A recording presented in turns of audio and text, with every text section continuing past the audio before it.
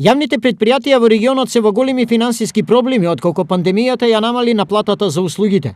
Некои од нив имаат и до 50% помал приход, што доколку не се компензира, во прашање ја доведува нивната активност.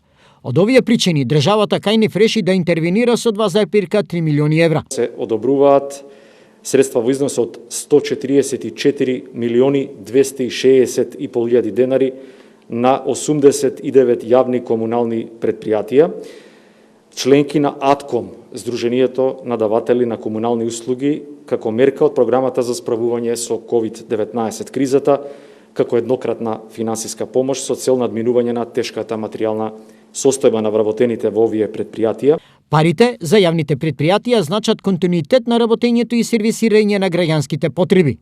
Во Штипски Исар значително ќе го подобрат работењето врз оваа основа. Тоа значи една финансиска инекција за нашето предпријатие. Знаеме дека ова година е време на пандемија, каде што приходите беа намалени во односно на наплата. Исто така доста, знаете, од локалите не работеа едно време, или со намален интензитет, школите не работеа, сето тоа значи помалку приходи.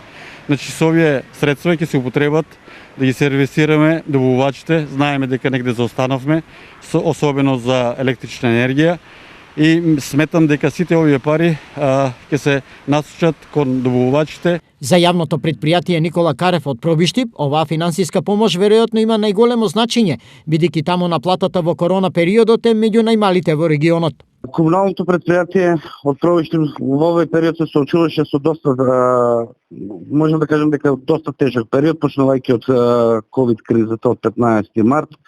Така да оваа помош што ни ја даде владата на Република Северна Македонија и што ќе ни ја даде, ќе биде од огромно значење како за покривање на плати или тековни трошоци што се наталожени веќе неколку месеци, за да излеземе од една незавидна ситуација. Освен кај овие, помошта повеќе од добродојдена ќе биде и за останатите јавни предпријатија, бидејќи кај добар дел од финансиските проблеми се хронични, а реакциите на граѓаните негативни.